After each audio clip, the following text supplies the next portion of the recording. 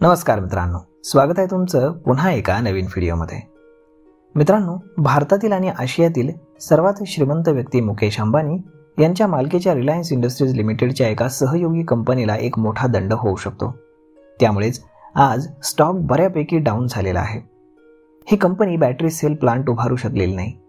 हा प्लांट पंतप्रधान नरेंद्र मोदी यांच्या आयात कमी करण्याच्या मोहिमेचा एक मोठा भाग होता।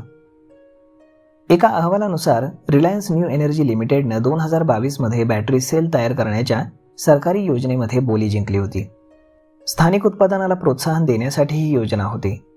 मुदत पूर्ण करण्यामध्ये अयशस्वी झाल्यास कंपनीला 1.25 अब्ज रुपये म्हणजेच 14.3 दशलक्ष डॉलर्सपर्यंतचा दंड हा होऊ शकतो।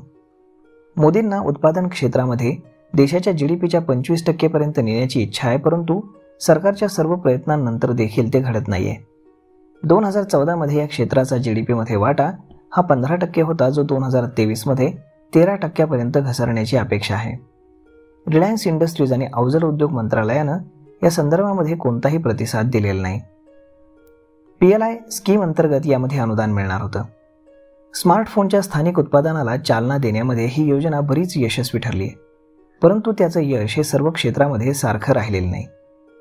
2022 मध्ये रिलायन्स न्यू एनर्जीनं राकेश एक्सपोर्ट आणि ओला इलेक्ट्रिक मोबिलिटी लिमिटेडच्या युनिटसह बॅटरी सेल प्लांट बांधण्याची बोली जिंकली होती।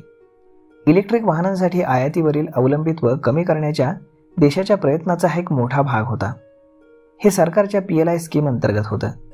या प्रकल्पासाठी 181 अब्ज रुपयांची सबसिडी मिळणार होती।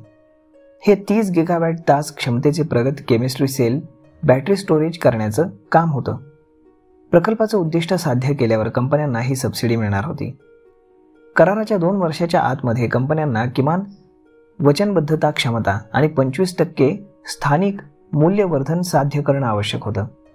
5 वर्षांमध्ये ते 50% वाढवायचं होतं, परंतु रिलायन्स न्यू एनर्जी तसेच राकेश एक्सपोर्ट हे टार्गेट अचीव करण्यामध्ये अपयशी ठरले। परंतु भाविश अग्रवाल यांच्या ओला सेल टेक्नॉलॉजीज प्रायव्हेट लिमिटेड या कंपनीनं PLI स्कीम अंतर्गत आपल्या वचनबद्धतेवरती प्रगती केली आहे। ओला इलेक्ट्रिकच्या प्रवक्त्यानं सांगितलं की कंपनीनं गेल्या वर्षी मार्चमध्ये चाचणी सुरू केली आहे। एप्रिल ते जून या तिमाहीमध्ये लिथियम आयन सेल्सचं व्यावसायिक उत्पादन सुरू होऊ शकतं। आम्ही निर्धारित मुदत पूर्ण करण्यासाठी योग्य मार्गावर आहोत।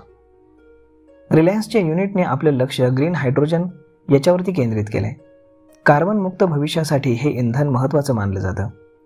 कंपनीच्या प्राधान्यक्रमांमध्ये बदल करण्याचा एक भाग म्हणून हे केलं गेलंय।